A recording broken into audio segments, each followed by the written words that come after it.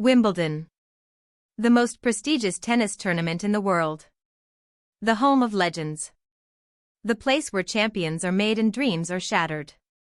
Every year, millions of people apply for tickets. Every year, thousands wait in long queues, hoping to get a glimpse of their favorite players. Every year, the stands are packed with passionate fans, waving flags, cheering loudly, and creating an electric atmosphere. But this year, something strange happened. Something that no one expected.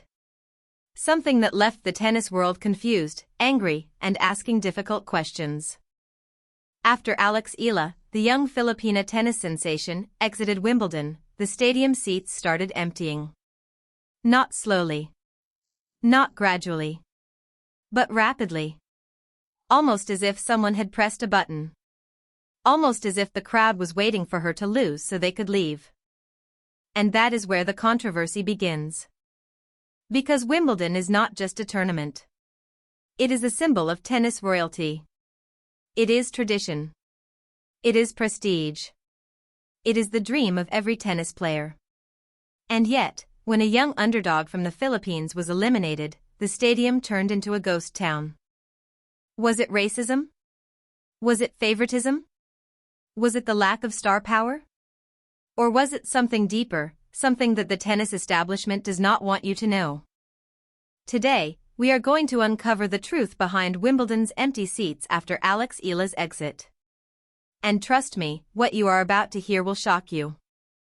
So sit back, grab your popcorn, and watch this video till the very end. Because the truth is ugly. The truth is uncomfortable. And the truth is something that Wimbledon does not want you to see. Let's begin. Alex Eala. A name that was unknown to the average tennis fan just a few years ago. A name that is now on the lips of every tennis enthusiast. A name that represents hope, resilience, and the power of dreaming big. Born on May 14, 2005, in Manila, Philippines, Alexandra Alex Eala was not your typical tennis prodigy. She did not come from a wealthy family. She did not have access to top-tier coaching from a young age. She did not have the privileges that many of her competitors had. But what she had was something far more powerful, an unshakable belief in herself. Eala started playing tennis at the age of 5. Her parents recognized her talent early and decided to support her dream, even though they knew it would be a difficult journey. They moved to Spain when Alex was just 13 years old so she could train at the Rafa Nadal Academy, one of the best tennis academies in the world. It was a bold move. A risky move. But it paid off. At 15, Eala became the first Filipino to win a junior Grand Slam title when she won the 2020 Australian Open Girls Doubles title. Then came the 2021 French Open Girls Doubles title. Then the 2022 US Open Junior Singles title, the first Filipino to win a junior Grand Slam singles title. Her name was written in the history books. But it was not just her titles that made people fall in love with her. It was her fighting spirit. Her never-say-die attitude. Her ability to win matches that seemed unwinnable. She became a symbol of hope for Philippine sports. She became a source of pride for every Filipino. When Eala qualified for Wimbledon 2026, the Philippines went crazy. Social media exploded with support. The hashtag Eala at Wimbledon started trending. People stayed up all night to watch her matches. They cheered from their homes, from their offices, from every corner of the country. They believed that she could do the impossible. And she almost did. Eala played some of the best tennis of her career at Wimbledon. She defeated higher-ranked opponents. She showed incredible composure. She proved that she belonged on the biggest stage in tennis. The crowd loved her. The commentators praised her. The world took notice. And when she was finally eliminated in the third round, after a hard-fought battle against a top 10 player, the stadium was filled with applause. People stood up. They clapped. They celebrated her performance. But then, something strange happened. The seats started emptying. Not because the match was over. Not because people were tired, but because something else was going on. Something that the cameras did not capture. Something that the media did not talk about. The fans who had been cheering for Eala just moments ago were now leaving in large numbers. The seats that had been full of energy and excitement were now empty. The stadium that had been buzzing with noise was now silent. And the question that everyone is asking is, why? Why did the crowd leave after Alex Eala's exit? Was it because they were only there to support her? Was it because they had no interest in watching the other matches? Or was there something more sinister at play? Let us dig deeper. To understand why the seats went empty after Alex Eala's exit, we must first understand Wimbledon itself. Because Wimbledon is not like any other tennis tournament. It is special. It is unique. And it is, in many ways, deeply problematic. Wimbledon is the oldest tennis tournament in the world. It has been held since 1877. It has a rich history. It has traditions that date back over a century. Players must wear all white clothing. There are no advertisements on the courts. The grass courts are meticulously maintained. The entire event oozes class, elegance, and prestige. But behind that polished exterior lies a dark reality. Wimbledon is often criticized for being elitist, exclusive, out of touch. The tournament has historically been dominated by white, wealthy, European and American players. It is a tournament that has struggled with diversity. It is a tournament where fans are often more interested in tradition than in the actual sport. The crowd at Wimbledon is notoriously selective. The center court and number 1 court are often filled with corporate sponsors, celebrities, and VIPs, many of whom are not even tennis fans. They are there for the prestige. They are there for the social status. They are there to be seen. And this creates a unique dynamic. When a player like Alex Eala, a young woman from a developing country, performs well, the crowd may cheer for her. They may admire her fighting spirit. They may appreciate her underdog story. But when she is out of the picture, their interest often fades. Because they were never really there for the tennis. They were there for the spectacle. And this is where the racial and cultural elements come into play. Let us be honest here. Tennis is still viewed as a white sport in many parts of the world. The Williams sisters faced racism throughout their careers. Naomi Osaka faced scrutiny. Coco Gauff has talked about the challenges of being a black tennis player in a predominantly white sport.